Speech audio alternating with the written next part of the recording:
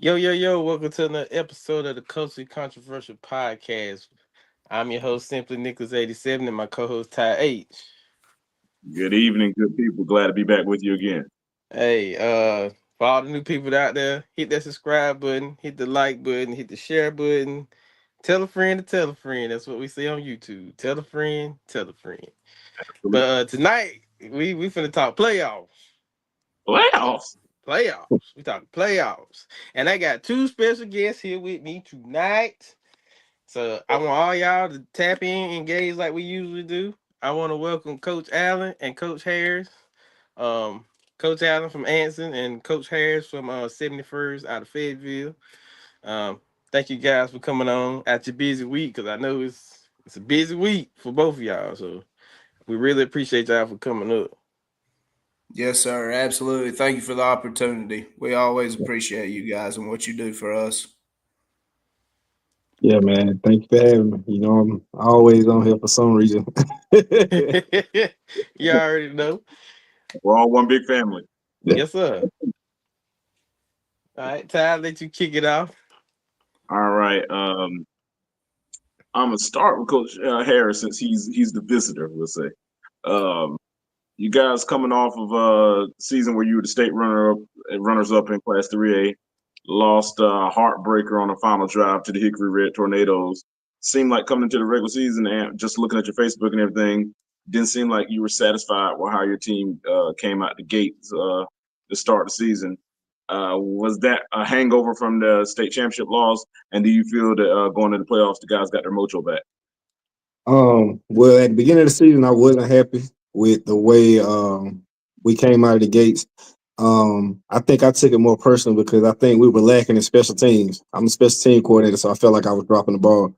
Um, Started the season off with Richmond, ended up beating them like 35-28, but we were up 21-6. Usually when we get up on a team 21-6, it's about to, we about to pour it on, but they kept getting these huge kickoff returns. So we had to get that straightened out. And once we did, man, we kind of got back into our groove. So I don't think it was a hangover from last year because we don't even talk about it. Like we don't talk about last year. We talked to them more about, we were always the hunters, now we're the hunted, and keeping that edge on everybody's gonna give us their best effort. And once they realize that, yeah, man, these guys ain't gonna lay down, we just can't walk in the room and scare people. They're gonna fight back. Once we got that under control, man, we got back to business.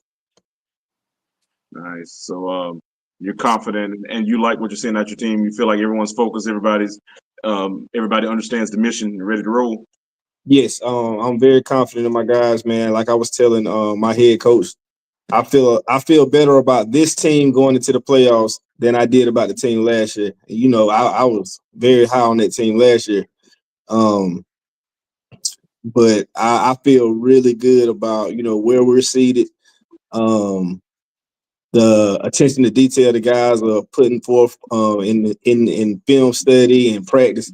So I feel real good, man. I honestly do. Good. That's cool, man. Similar question I want to ask to Coach Allen. Coach, I've been at every game, so I've seen everything. I know on paper our record is the same as it was last year. However, I feel that in many ways we're better overall than we were last year. A lot of it because we're not as penalized as much as we used to be penalized. I think we things like getting lined up better, we do those things better. I see a lot of things that we do better than we did last year. Unfortunately, the record may not reflect that, but the little things I think we're better at. In your first year as head coach, do you agree with my assessment, or do you feel differently? No, I agree. It was one of my main points of emphasis on the off season was becoming a smarter football team and eliminating procedure penalties and eliminating any unnecessary penalties. And for the most part, I feel like that we have done that. I'd say that with the exception of the past two games, to be honest with you. And like I said, with the first game, it was against West End. It was a very emotional game for the guys. Playing against their old head coach, and so I felt like we had gotten a few penalties that we maybe shouldn't and normally didn't do. And then the last game, like I said, that with it being a rivalry game against Forest Hills, they did some things that was uncharacteristic of us. And but as a whole, the whole picture of the season, I would say, yes, we did become a smarter football team, but just um, just I'd say as a whole, we feel like we wanted to finish better than we did, and but the good thing is playoff starts, and like I've been telling the guys all year, or sorry, this week, all week, that going into playoffs, it doesn't matter what your record is. Everybody's 0-0, and all that matters is who plays their best game on this Friday night. Yeah, and I can recall a few years ago, Scotland County had 5 regular season losses and went all the way to the 4A championship game. Maybe was that about 5 years ago? Maybe or something along those lines. Something like that. I remember about 10 years ago, Davie County So they was like beat us in the Eastern Regional. yeah, and I remember Davie County a few years ago was like 5-6 and got all the way to the 4A West or 4A West regional final game. So, like you said, if you get to clicking and playing your best football, it could be done. Especially with this group, it's a talented group. It's just for whatever reason, it never just all seemed to come together at one time. But what a better time than now for that to happen. My second question to you, Coach Allen, before I turn it over to Nick. Where we're going, if I'm not mistaken, that town is a special place to you. It should be like a homecoming. If I'm not mistaken, I think you graduated from Brevard College, and also one of your players, if I'm not mistaken, Darren Harrington, will be also playing for your alma mater. Does that add anything to it, or is this just business? Oh, for sure. I mean, it's definitely a full circle for me. I did go to Brevard College. I played there for 5 years after a redshirt year. I student taught in Transylvania's school system. So I actually was a student teacher for the athletic director at Brevard High School and a student teacher for the defensive line coach at Brevard High School. Um, back in at those times, we actually played all our games at Brevard Memorial Stadium because the college field wasn't built yet. So that's where I played all my home games in my college career. So it's a very special game to me, and I'm looking forward to going back home. I've got a lot of guys that I played with in college coming to the game, and some family that live in the mountains coming to the game. And actually talked to Coach Kyatt, and he's been gracious enough to let us use the college field to do our walkthrough and the locker rooms to do all our dressing and taping before we head to the high school. So it's a very cool, and it's going to be a great experience. I'm definitely looking forward to it. Wonderful. All right. Nick, I yield to you, Nick. All right. I want to ask both of y'all a question. Your moment this season where I would say both respectable teams, where did you see a moment where it was just like, you know what, we got something special? And whether it's the first game, the second game, or before the season even started, like, did y'all have any of those thought moments like this is gonna be a real special season? Like like that moment of realization, I think is what he said. Yeah. Well, I know it was two different incidents where I felt like we had something special. The first one was when we started, because we got through playing in December. So we started conditioning in January. And so when we got in the conditioning, man, we had a huge turnout. Usually kids, man, they need a break. Those kids did not want a break. They wanted to get back to work. They wanted to get to business. So I kind of felt like we had something special. And then the second thing where I was like, okay, we cooking, is whenever we played Cape Fear. That was hyped up to be like the unbeatens versus the unbeatens. We beat them by, I think, 7 points last year. Mm-hmm. And during that time, man, it was like, you would have thought we were 0-5, but the way the fans were talking, they were saying, well, we didn't have it. We won't good. We knew we were good, but we was hearing it on social media. They're not that good. And then we go and we beat them by, I think it was like 40 points. That's when I knew, we got something special. Okay. Coach. We've been inconsistent at sometimes this year. So I think that I can't really sit here and say one game or at one time, but I can say that we have shown flashes of greatness. And I know that if we put it together, I believe in the guys. I feel like they're at sometimes still searching for that self confidence of greatness, and it's coming. Um, but I would say, with some of the things that we've done great is, against Parkwood, against Piedmont, against Albemarle, we held them to negative yards rushing, negative yards of offense. Against Albemarle, did great things. Scored a lot of points against those teams, and just executed really well. And as far as when the offense really found themselves would be against North Rowan when everybody was just executing, the offensive line was executing. Doc Hyatt and Chubby, had a lot of connections in that game. Blocked well on the perimeter.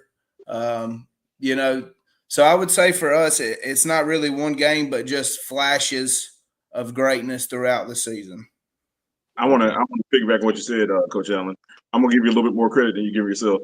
Uh, to me, that North Rowan game, that was a turning point in the season. I know someone may say, "Well, we finished 5-5. What do you mean that's a turning point?" I said that was a turning point because that was a game. The first we lost North Stanley game in the second half that they wore us down and ended up pulling away from us. And then against Sun Valley, we didn't even come off the bus to compete. Just to be fair about it, and they have two bad losses, both losses by at least three scores. And going into the season, following the season, we started 0-3 against the same North Ryan team that we lost to at home last year when you were the defense coordinator, and where it looked like we were dead in the water. And for us to come out and answer the bell, to not fall to 0-3, and to show signs of life, to me, that was the game where we showed the most resiliency because that was a point where we could have laid down and fallen to 0-3 and potentially let our season avalanche on us. But at that point, I think the guys rose to the occasion and said that we're not going to allow that to happen. And that was that was when I truly saw the competitive spirit and really saw that, hey, this team can compete when they put their minds to it. So I think that game was the one at least to show the most resiliency. Yes, sir. Yeah, and North Rowan ended up having a great season too. Went on to they're hosting a home playoff game, and so I can agree with that. They ended up having a great year. And that was a win against a quality opponent. To me, that was the best win that we had, not necessarily as far as execution wise, but as far as who we played, the quality of the opponent, and the margin of victory. I think that was and like you said, our offensive line dominated the line of scrimmage in that game from beginning to end. Right, and Jazeer and Kendrick both had awesome games, and they established dominance in that game as well. And that was we didn't have our two-star linebacker, two of our three linebackers in that game too. So that was kind of the game that because we were kind of holding on until we can get healthy. That was the game that like we weathered the storm and we're going to be okay. That's right. kind of it was the side. I'm not going to say sigh of relief, but it was like that. I think we're going to be all right. That's kind of how I felt after that game. Right, and I forget about it just because it being so early in the season too. But there's a big difference when Jackson Stinson and Gabriel Maxwell are back in the last half of the season. Missing those two in the first two games was, it hurt. It hurt, and I don't know if some people realize that. Definitely hurt against North Stanley. When North Stanley was a physical downhill running team, and in the second half they kind of wore us down. And I know a loss is a loss, and I'm not trying to discredit North Stanley. I'm just thinking the difference was felt, is what I'm saying, with them not being there in that game. Right. Yes, sir. Yes, sir. in which the two guys that filled in, or three guys actually, were asked to play out of position, and another was asked to play guard and linebacker, and so they did a great job filling in those spots. But it's like I said, it's different when you've been practicing there all year to just we ended up having to move Darren Harrington, who's our defensive end, to linebacker, and saying, hey, step in and try to teach him the best that we could at that time. So. One more question before I ask Coach Allen. Before I ask Coach Harris something. Coach Allen, I don't want to get too much into strategy, but I think we found a hidden gem, man. Tight end / I guess DN number 9. It looked like we discovered that he can actually go out there and not only is just he a blocker, but he looks like he's a guy who can make some plays downfield. Was that something that he surprised you with, or we were just waiting on the right time to unleash him? No, Jace he's a baller, man, and we knew that from the very beginning. He plays hard, he practices hard, he works hard in the weight room, he does what he's supposed to in the classroom. Jace is a gem, and he's a great player to have on your team. So Jace, I don't know if you remember this, but we almost hit a touchdown to Jace on the first drive of the year, where we just barely overthrew him. We rolled out of the pocket to the right and threw it back across the formation and just barely overthrew him on that first game against North Stanley. On the fourth down. What's that? That was on the fourth down, right? It was on fourth down against North Stanley, headed toward the scoreboard. I forgot all about it. Yeah, and he got hurt in the game too. Yeah, right. And so he ended up getting hurt in that game, broke his toe, and then he was out for 4 weeks. And so, we were using him on defense and didn't really want to overload him too much and coming back and making sure that he was going to be okay. And then here lately we've been able to use him on both sides of the ball, and he's been a huge help, and he's only going to continue to get better. Wonderful, man. I'm glad he's healthy, man. And the last the couple Fridays ago against Forest Hill, he looked like he has an explosion under him. So I'm ready to see what happens in a couple of days to see the impact he can have. Yes, sir. Coach Harris, man. If I'm not mistaken, is this the third consecutive season where you had 0 regular season losses? Fourth consecutive, and so I'm assuming 4 straight league titles as well, and right. And a state championship appearance last year. Do you feel like do the guys feel any pressure like this is the year that we got to finish the job? Nah, there's no more pressure than it always is. I mean, 71st, their school motto is the winning tradition. They have state championship history, man. So the expectation every year is to win a state championship. It's to win the conference championship, make a push towards the state championship. So I don't think that it's any more pressure than what they already had coming in. And I just feel like the expectation is the expectation, man. So got it. Similar. Okay, I got similar to like an old Richmond Senior tradition. Like mm-hmm. You already know going in that this is what we're looking for. So it's one of those things where pressure or no pressure, you know that this is what it is. You know going in that this is the standard, and, right. and this is where we have to be. Were there any when it comes? And I know you don't want to live in the past, but I think it's still a fair question. Coming from last year, was there any lessons learned that you felt like had we done this differently, that we would be defending champions versus seeking to try to avenge last year's loss? Or do you think that's just the way the ball bounced on you last year? No, we lost that game because of things we already knew if we did, we'd lose. And that's penalties at the wrong time. We had two or three linemen downfield. You know, the RPO game is finicky. Yeah, but if you don't get that, I got you on that run pass option. I got.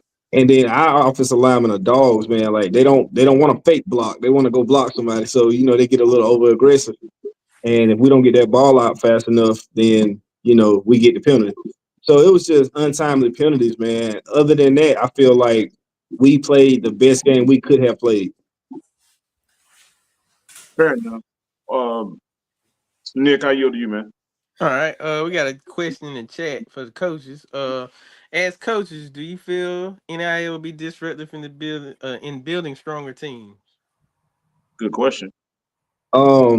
Me personally, I did. You know, we talked about this before. We talked about NIL before, and I was like totally against it. I'm still against it, but I don't think it's going to be that big of a factor. There have been like I think the NIL's been. You could have got an NIL like a month ago. None have been reported to the North Carolina High School Association.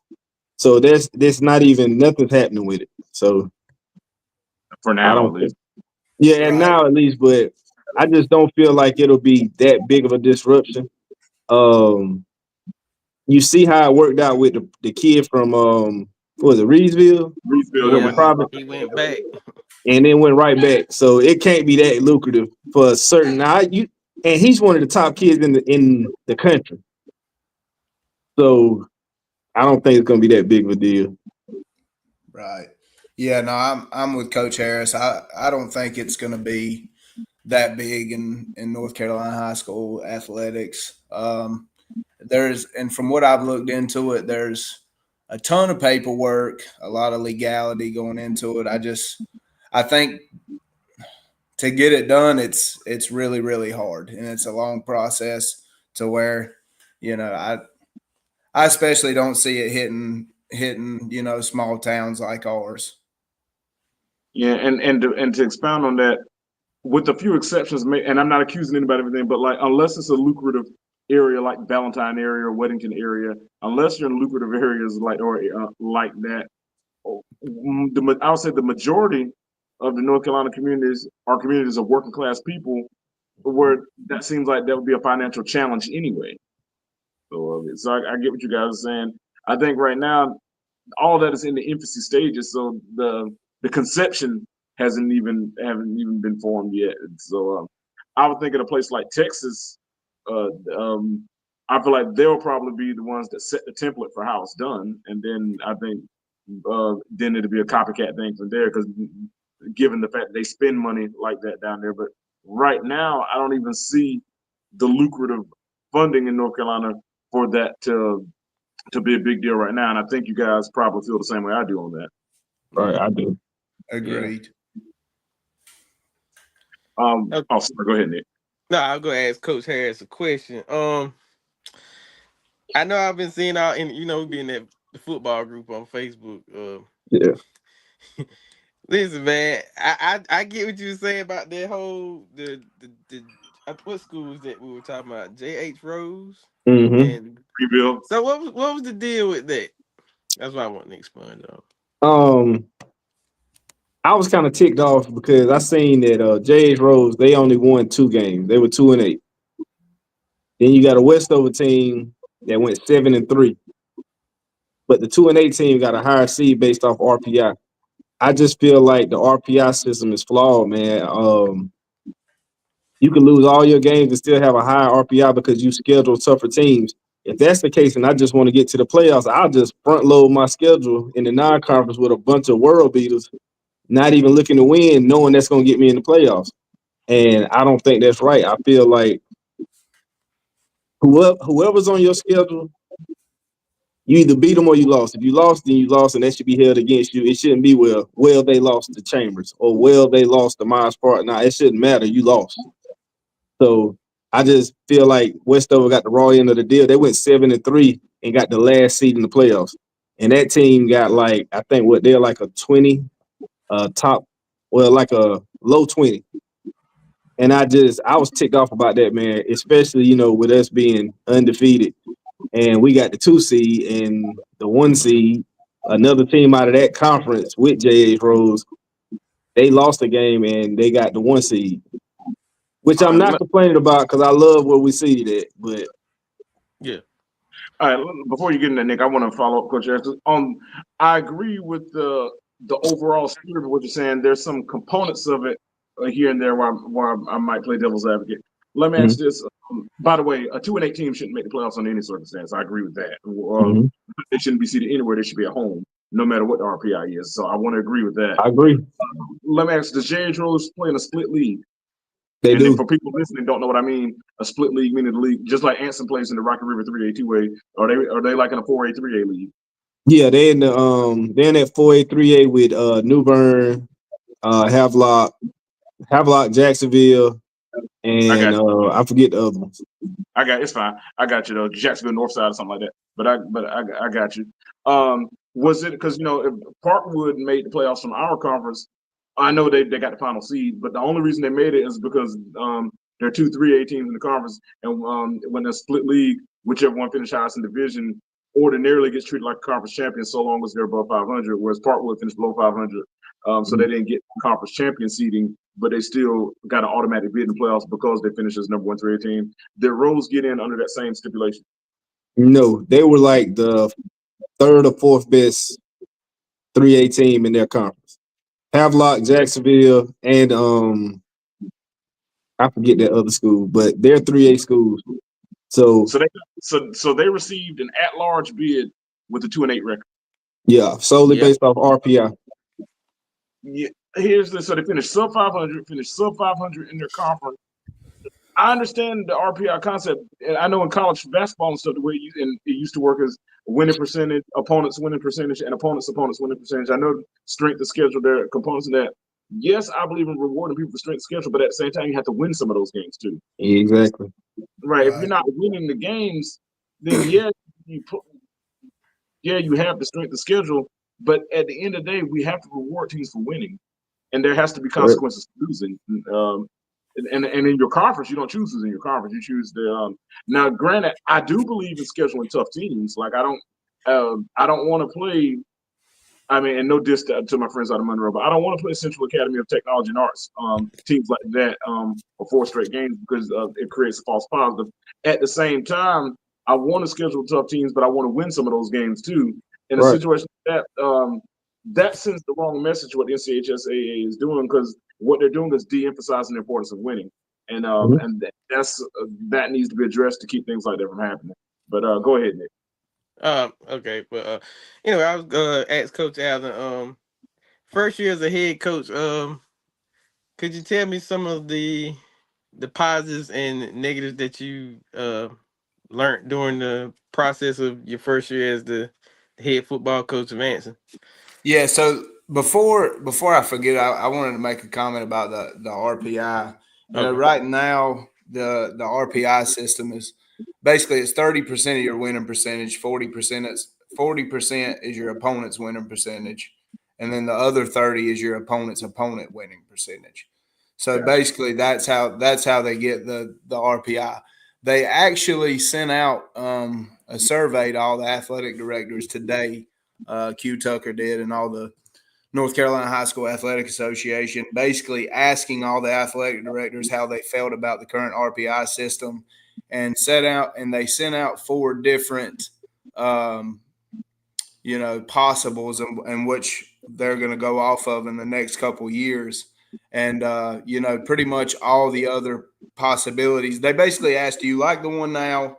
And they gave 3 other possibilities. And those other possibilities, all 3 of them, it was basically 50% of your winning percentage, which, weighs a lot heavier than 30%. So I think the High School Athletic Association is trying to figure it out. I think that they know that it's kind of flawed right now. But, I think they're searching to find what the best answer is. Right.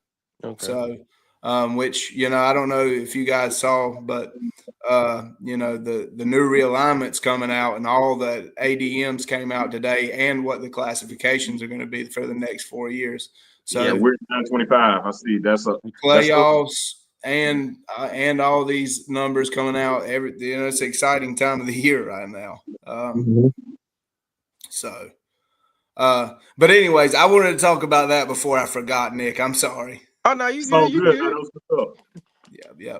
But what was your question again, man? Just about being the first year head coach and The positives, the things that you've learned as a head coach, the experience, the everything that you experienced this season. Like, how was the journey as being in charge of your team? man, it's really been an awesome experience. I tell everybody when they say, "What's it like being a head coach?" I tell them all it's actually less football and a lot more of everything else. As much as you want to dive in just to the football, it's you're a guidance counselor. You're you're a field maintenance guy. You're a laundry guy. You're an everything guy. You're doing everything, paperwork. Um, handling parents. With all that being said, you get to make all the decisions with the help of your staff, and I have to say that my staff they make it really really easy on me, man. They're always willing to help out.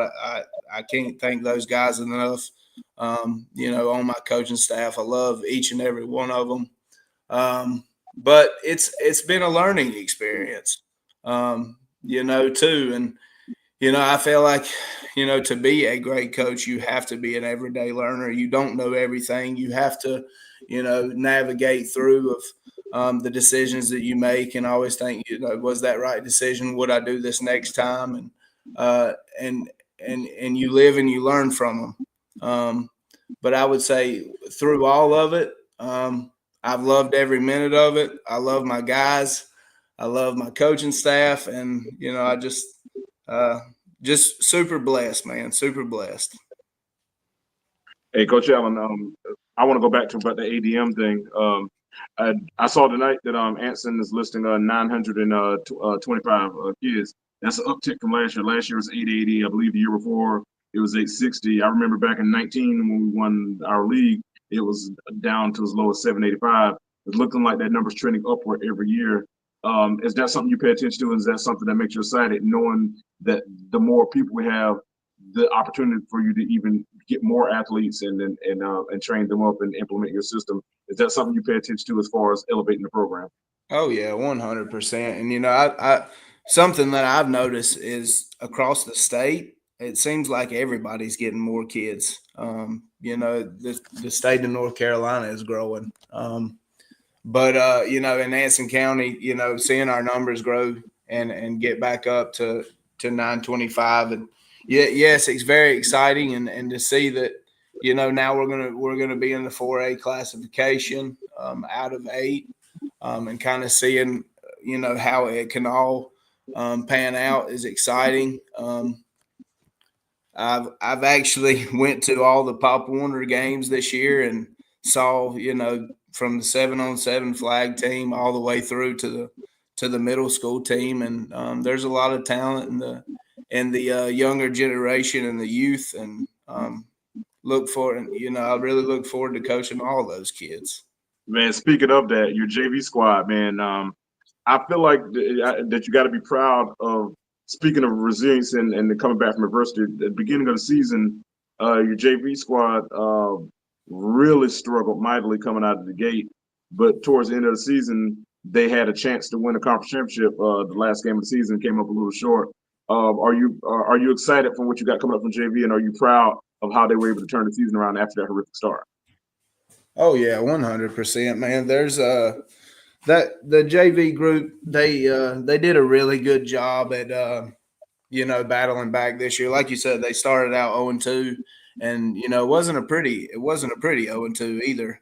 Starting out, they got beat up, and they kind of found their identity that third week and built off of it. And I will say this: there are true leaders in that JV group that that know how to demand excellence from their teammates. They know how to get on to one another, which is really special. As far as just demanding their best from one another. Yes, they did lose to Monroe by 6, and they did lose to Forest Hills there, by a couple of points. But they did battle and they did fight. Just come up a little short, and there at the end, after that last game against Forest Hills, you could see them all and the hurt that they felt, just feeling how close they were to winning that conference championship, and kind of, making the statement that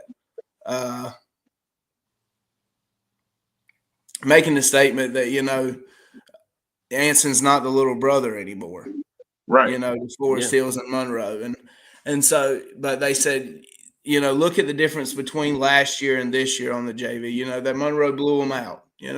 Forest Hills blew them out. Well, it didn't happen this year, and I think they saw that growth, and it's only made them more hungry. I love it.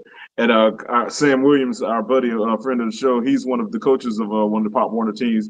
He just said that Anson Pop Warner is like D1 Pop Warner. So he's my friend Sam. He's gonna make sure he sends some good ones up to you. So he's preparing them. So by the time you get them, they'll be ready to go for you. So Oh Oh yeah, yeah. yeah. I've had plenty of conversations with Sam at the games too. He's a great guy. he's a former offensive lineman at Anson too. He was a starter on some pretty good teams at Anson. So um, he's a guy who knows the tradition and is instilling it in those young guys. Right, and that D1 program, they competed for the in the championship game against Albemarle this year. Wonderful. So, Coach, I'm about to say, in a handful of years, 3 or 4 years from now, you're gonna have a gold mine on your hands, and hopefully, it'll look like the old Anson that I grew up watching. So, I'm excited to see what I know. This was year one. I'm excited to see once you've established your culture on a group of guys who've been coached exclusively under your regime. I can't wait to see how that pans out when they're juniors and seniors. Yes, sir. Yes, sir. Thank you. No problem. Coach Harris, man, speaking of JV, how does 71st JV look, man? Are you excited about the prospects coming up from their JV to continue that great tradition y'all got over there? Yeah, man, the JV they finished undefeated again. Like this is like the fourth year in a row for them too of not losing, and I'm real excited because those guys that played on Thursday, those weren't necessarily the best kids in their class, the ninth and 10th grade class, because we had a couple of sophomores and a couple of freshmen. The big Georgia, the guy that got the offer from Georgia, he's a sophomore, man. He should have been on that JV team. And there's two other guys that we were real high on that should have been on the JV team, but they weren't down there, and those guys still went undefeated. So I'm very excited about what's in store for 71st. And my last question before I turn over to Dix for both of you guys is coaches, man. A lot of in today's society, man, about a lot of our youth, man, are faced with so many challenges. A lot of them came through COVID, had to fight through depression of all that. Things in their community sometimes that can distract from them. Sometimes I feel like our youth sometimes can be troubled and conflicted because of things beyond their control. How are you guys able just to reach those young men and get them to trust you and just say, hey, it's going to be all right, and listen to me, and everything's going to be okay? How are you guys able to get young men just to buy into what you're trying to implement? Right now, well, in my case, it's kind of easy. Like everybody wants to be a part of the program, so when you're winning, people will listen. So the kids listen, they buy in because they seen it work for the guys before them. Another thing that's special about what we're doing is I'm a licensed therapist, and there's another licensed therapist on the staff. So when they having those type of mental breakdowns, or they having some issues at home, you got two licensed social workers there to kind of work you through it. And you ain't got to pay for that therapy. It comes with being in the program. So I think Gotcha. that's really what's helping us out. Gotcha. And Coach Allen, with the same question, I just want to add a little bit to the question for you. In our situation, we're coming from a situation where we have kids to feel like things haven't broken their way over the last few years. How are you able to get them to see like, hey, I know the last few years it hasn't worked out the way that we want to work out, but trust me, we can make this work out. How do you hammer that home, Coach Allen? I Is think you're he? on mute. I think we're having technical difficulties with Coach. I'm giving Yeah, give him a minute. He might have. yeah, we'll give him a minute. While we're waiting on Coach, and who do y'all got in the first round? Croatan. Croatan. That's out there way near the Outer Banks, right? Okay. Yeah. He might pop back in. I think he lost connection. Uh, do you know much about them? I'm not asking you to reveal any strategy, but do you know much about them as far as the kind of challenge they pose or what they do, how many games they won? Like, They went 6-4. I think they had a better season last year. I think they might have went 9-2 or something like that last year. Well, 9-1. But I don't know really much about them, much more than what I've seen on film. I think that they try to play like a physical brand of football. They want to run the ball and take their shots after they pound it in there a couple of times and they take a shot to back you up. So that's Fayetteville football all day. That's something we're used to. So I'm not really worried about it too much. so your approach is more that we don't typically want to worry about put our time on what the opponents do. Let's make sure that we're doing what we're supposed to do. That more of the approach. Yes. I feel like, we feel like our philosophy is if we do what we're supposed to do and we're executing at a high level, it's going to be hard to beat us. No matter what you come in there and try to do, whoever executes the best is going to win. That's just how it is. Gotcha. And I know you're gonna tell me 1 week at a time, and you're gonna say what the answer is Croatan. But and I'm about to get back to you, Coach Allen. I just want to finish this up. And of the teams in the 4A, in the 3A East bracket, we know 71st is a contender. What other schools are considered a contender or that first getting back to the championship game? As far as the people that I see as real legit threats, Burlington Williams, I feel like is a very dangerous team. They got a very good quarterback. He just got a scholarship offer from the University of Florida. We played them 2 times before in past seasons, and it's always a tough game. Northern Nash, who it seems like we play every year to see who's going. They're dangerous. They're pretty good this year. Havelock, Southern Durham, that's a team full of athletes. They got a D1 defensive end that could cause a lot of problems. And Southern Alamance, man, that was our game last year. It was 32-27. I think that the style of football that they play is a problem for anybody who does not play them every year. If you do not play that team every year, you don't know what to expect when they come and start wedging that thing down and hitting it in there for 3 yards at a pop and keep the ball all night. So I think they can play with anybody. Like Say what Army and now? Navy? I said like Exactly Army. like Army and Navy. Exactly. Gotcha. All right, Coach Allen's back with us, man. So Yeah, sorry guys. I don't know if it's my internet or what's going on, but yeah, I'm sorry.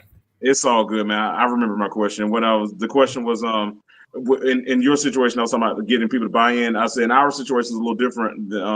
As we've had most of our guys in the last 4 years of playing, things hadn't broken the way the ball hasn't bounced in their favor many times, and my question was, how do you get them to say, "Hey, trust me, this is that we can make this work"?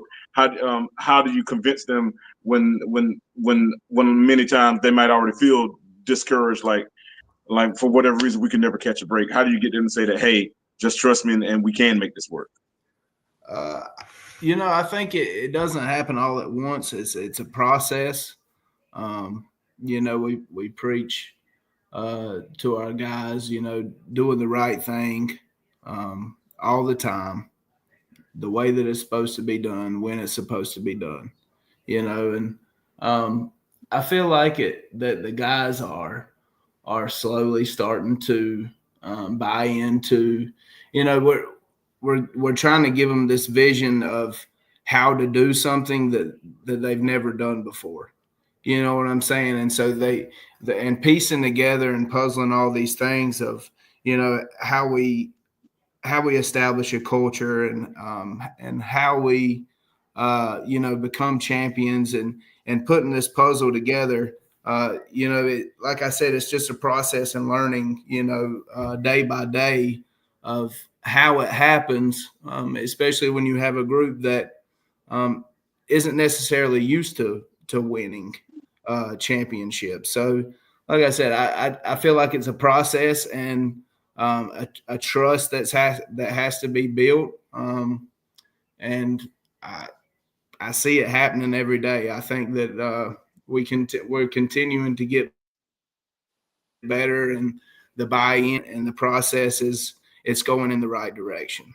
All right, and my follow up to that, in the matchup against Brevard, and disclosure, I'm not asking you to reveal anything strategic. I'm just asking it in a generic form.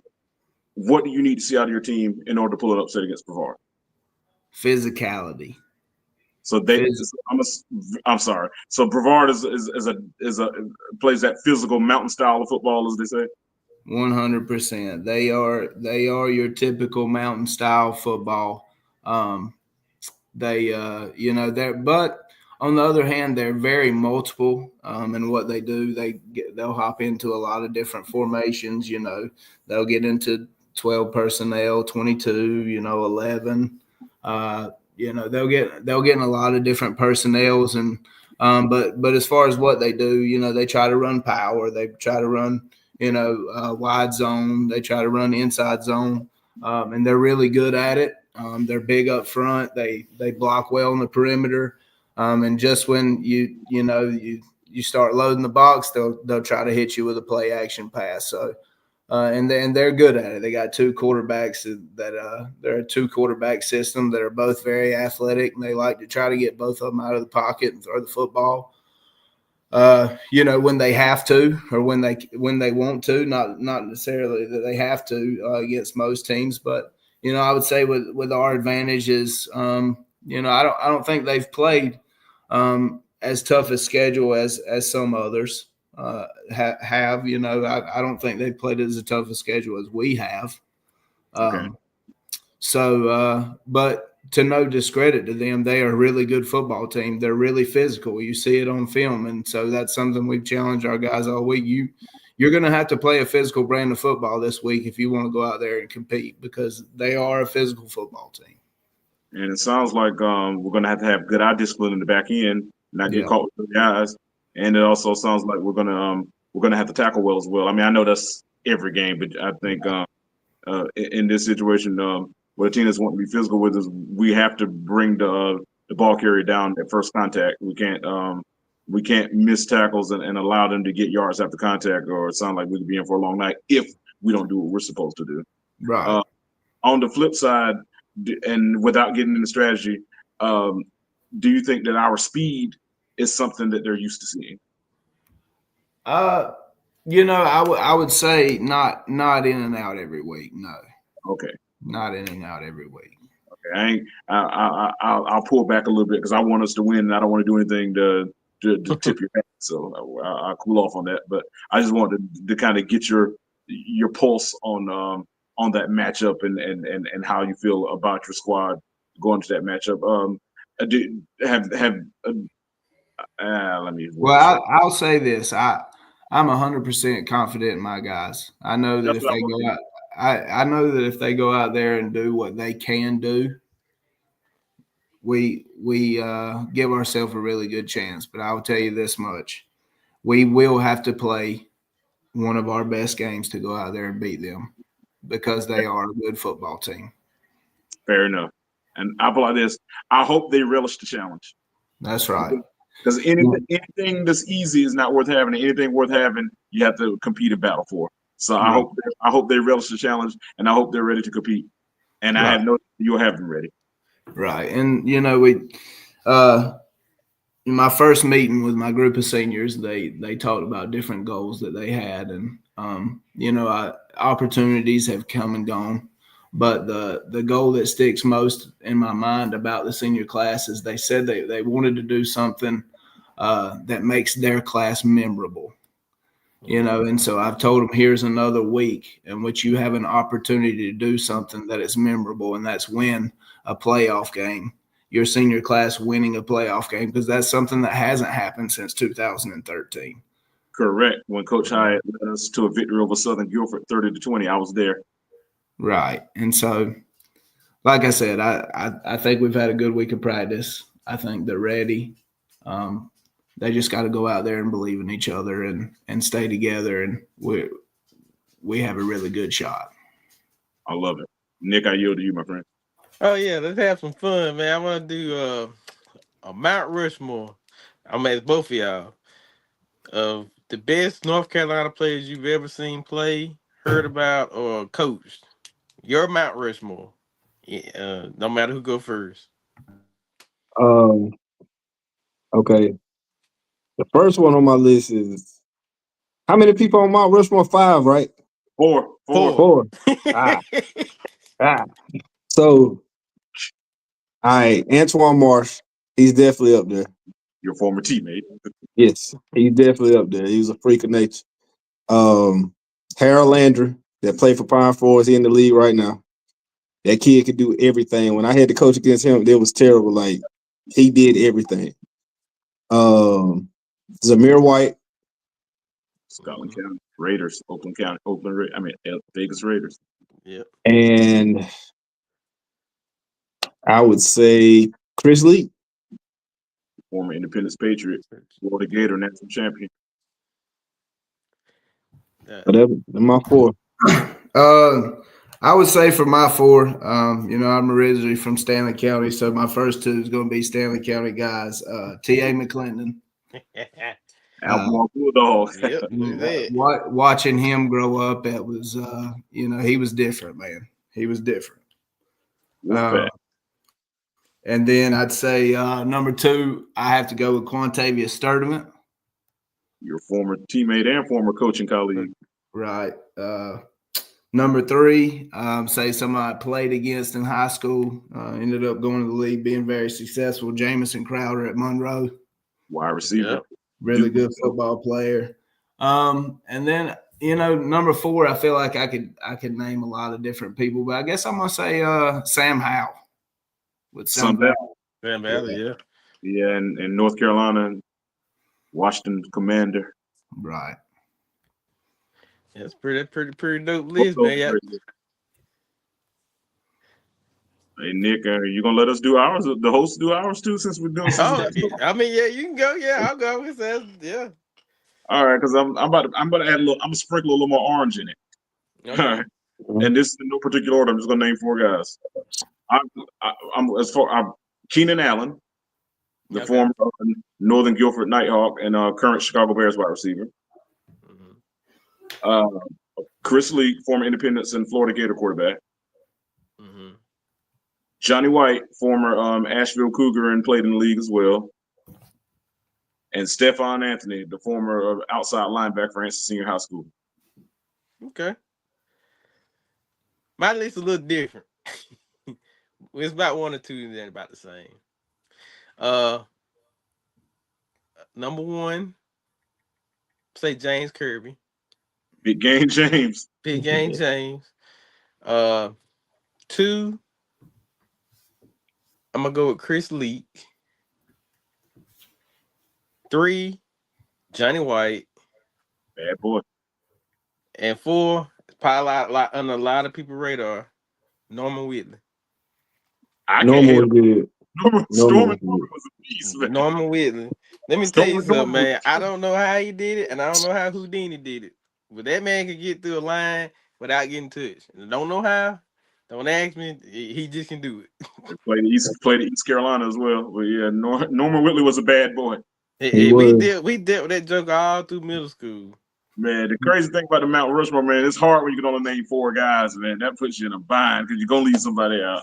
Yeah, and I think we've had a lot of good, like we like one of those states that like don't get the credit for a lot of good players that came through North Carolina. Like you always get your Floridas, your Texases, Yeah, California and all that. But Californias, and all those schools. But I feel like North Carolina can hold its own because we've since I ain't gonna say a specific time. I'll just say since 2000, we've had a lot of good players to come through.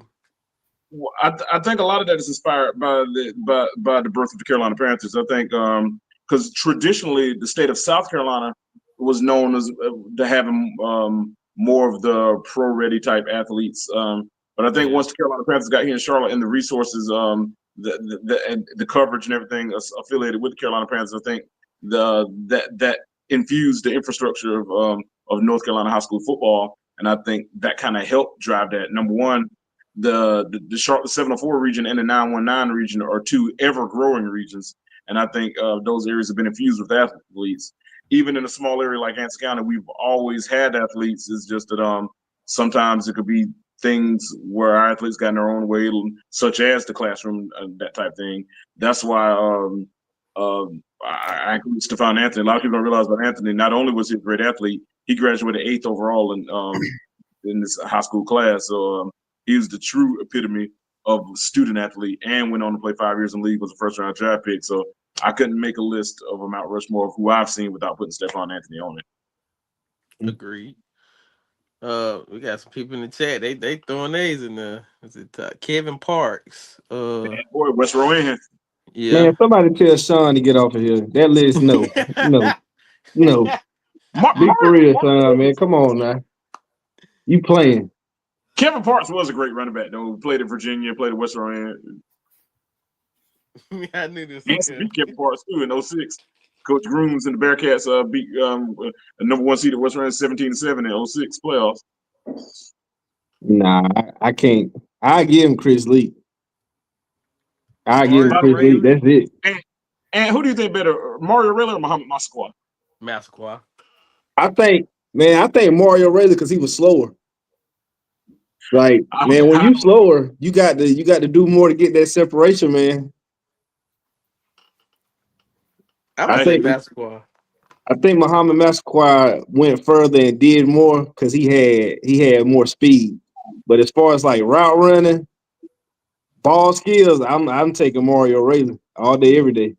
Hey, Coach Allen, you and Quan Sturtevant, y'all played together, right?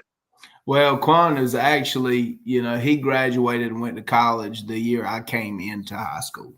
Okay, so he's a little bit older. I was going to ask you, were there any games that you guys played in, like a game that you saw? Because he was a quarterback at West Stanley. I remember when my cousin follows Warren County, and he always tells me that Quan Sturtevant is one of the best players I've ever seen. He was telling me about a playoff game where West Stanley was playing Warren County in the second round of playoffs, and he said Quan Sturtevant just took over that game on offense and defense and wheeled West Stanley to that victory. That's why I was wondering, were you a part of any of those great moments that he had? No. So like I said, I was on the 8th grade team his senior year of high school. And so obviously I went to all the games, and I just remember watching him, growing up, all the way through elementary school, all the way into high school. But, Quan did a lot of special things. I remember against Piedmont, at Piedmont one time, he dropped back for a pass, and I swear it seemed like all 4 of the defensive linemen was hanging on him, and he threw the ball 35 yards down the field with all 4 defensive linemen on him for a touchdown pass. And it's, I can see it going on and on. I remember when everybody thought Quan was going to score, or sorry, he was going to commit to Florida because he had scored this on this big play, and he did the Gator chomp, but. And I think he was going to go there, and then he decided to go to Chapel Hill. Yeah, I remember when he was all ACC middle linebacker in North Carolina. Yeah, All-American. So he was up there at the same time Johnny White was there. I believe so. And yeah, I think because he was 07, Johnny White was 6. Yeah, I think was Hakeem Nicks there at North Carolina during that time too? I think so. Yeah. Bruce Carter. Quan was a great baseball player too, was he not? Didn't he get drafted in the MLB too? I'm not sure about if he got drafted into the MLB or not. But he did everything, man. He played basketball, 1,000-point scorer, football, baseball. He did it all. Man, when he was coaching at Anson, man, he was still a specimen to look at standing on the sideline when he was I guess you and him coached together for a couple of years too, if I'm not mistaken. Oh yeah, big dude. He's one of my boys. Yeah, and speaking of Stanley County, another great Stanley County athlete that people don't talk about, Terry Shankle, was a bad boy too. Shank's a good one, man. He's my boy too. I can't discredit Shank. Yeah, I'm about to say, down the future, do you see any in the scheduling? Well, I ain't gonna get into that. I was getting that. Do we have a game where Shank comes back to his coaching career all started for a battle type thing? But I'll let the athletics reps and stuff handle all that. You might be excited. Oh, never mind. Uh-oh. Okay. and they're getting better too. So that game won't be like it used to be years ago when it was just a game just to put on the schedule just to get a win. They're getting to shake out those guys believing. Yeah, they had a pretty good season this year. He's Yeah, done a he's really turning it good around quickly job down there. turning that program around and teaching those boys how to win. He's done a really good job. Yeah, so hey, I caught the hint that you dropped, and I'll just wait for the schedule to drop next year. Oh yeah. But we at the hour mark. I appreciate both coaches on. I want y'all can have the final words, whatever y'all want to say out there. I give it to Coach Allen, and then I pass it on to Coach Harris.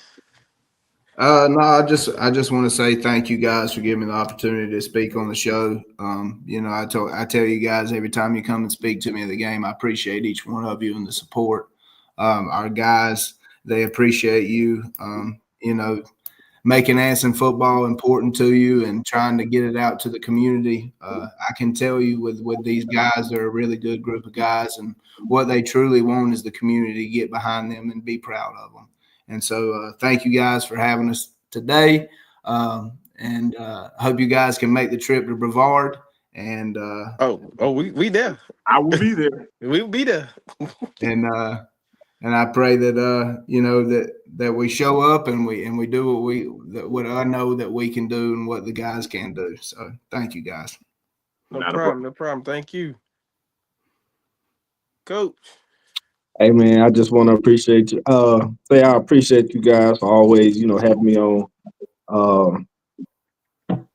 I really appreciate what y'all doing for my hometown, man. Something positive coming out of Anson is always great in my eyes. I feel like y'all are doing something that other people should be doing as far as getting behind the football team. And y'all know y'all can always come up 74 and get on 4-1 and come to a 71st game, man. We home until that fifth round. Hopefully we make it. Hopefully all the teams play to the best of their abilities and all the coaches do what they can do, man. Let's make this an exciting playoff season.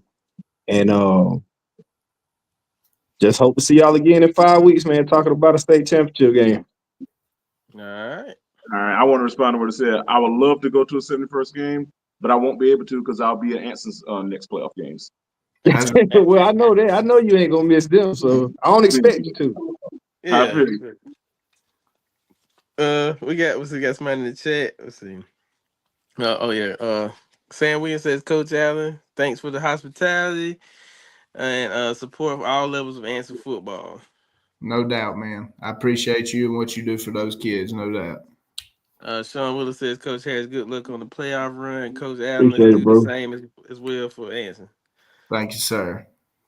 And all we want to do, man, is push this out to the people, man, because I will go ahead and say it now because I was kind of disappointed when I seen the Anson record, and the first thing I seen on there was that article about Richmond. I was like, why are we putting Richmond on an Anson record paper? Never should happen. Never should have happened. Yeah, to answer that, the same. Not that I'm defending it, but the same conglomerate owns both publications, so that could be why. But go ahead. Yeah, but I mean, at the same time, they don't do the stuff that they used to do. Like they used to put out Meet the Bearcats, all this other stuff that they used to do. The number one, I don't even think they have the staffing for sports writers anymore, like they used to. Then number two, the overall community interest is not where it used to be. But I feel like in the very near future, under the leadership of Coach Allen, I think that's going to change, and it's going to change quickly. Oh yeah. So I'm gonna show love what love need to be showed. So if I could do anything, it don't cost me nothing. I got time. So if I got the time, I'm gonna put my time into support my home football team or people that's from my hometown doing positive things. I'm gonna do that. That's what we here for. I'm here to lift people. I'm not here to break nobody down. I'm here to, spread can't find words. I got you. Yeah. Do the right thing. Yes, sir. Yeah. So anytime y'all come on, it's all love, and I appreciate y'all, man, because I know it's a busy week and y'all getting prepared for first round playoff game. So I really appreciate it. No doubt. Pleasure. No problem, man. I know both you gentlemen got families you want to get to, so I won't hold you guys up any longer. Yeah. All right, man. Y'all have a good night. God bless. Man. Y'all have a good one. All right. Tyree, I mean, It's still live. I'm It's giving still you the flow. live. Okay. Um, again, man, it's a pleasure dealing with those two gentlemen. It's always wonderful to see young men want to uplift other young men. It's wonderful to see young men show other young men that there is a path to success. That it does pay off to be decent. That it does pay off when you do things you're supposed to do. That it does pay off when you do the right things in the classroom and do the right things on the field. It makes me proud. So again, having those two gentlemen on this show, um, it gives me hope. It gives me hope that the generation of young men coming up now have the same support that we have. Like again, I had a wonderful father. You have a wonderful father, and for many of our young men, these coaches are surrogate fathers for them. So to see these two young men uh, putting their blood, sweat, and tears to uplift their communities is wonderful to see, and I'm happy about it. And to the Anson football team, uh, go out there Friday, go compete, and see where the chips may fall. Amen. Hey man, and again, appreciate everybody for coming through. Kevin McIver, Sam Williams, Sean Wheeler. I seen that comment you put in here earlier about Alabama. Get out of here. Uh, Julio Iglesias. I know who you are. I'm not gonna call your name out, but I appreciate you for coming through. Julio's in Um, here. yeah, Julio Iglesias in here. Um, but yeah, man, I just feel like again, it's one of those things like you gotta show some love to either one of them, man, because they out here giving everything they got. Yep. That's No all doubt. you can do, and man. And anytime it's something dealing with the hometown, I'm gonna put it on. I'm Right. gonna do something for it. If they Right. got the time, if they don't, I understand because it's a busy part of the week. Right. I'm They with you get 100%. so. With that being said, man, we up out of here. I appreciate everybody. Everybody that's still in here, go share this live. Share it to Please everybody. And tell them to tell share it to anybody they want to. We want tell the run it world, run it tell the up. land, and if you can't tell them, then wave your hand. And we up out of here.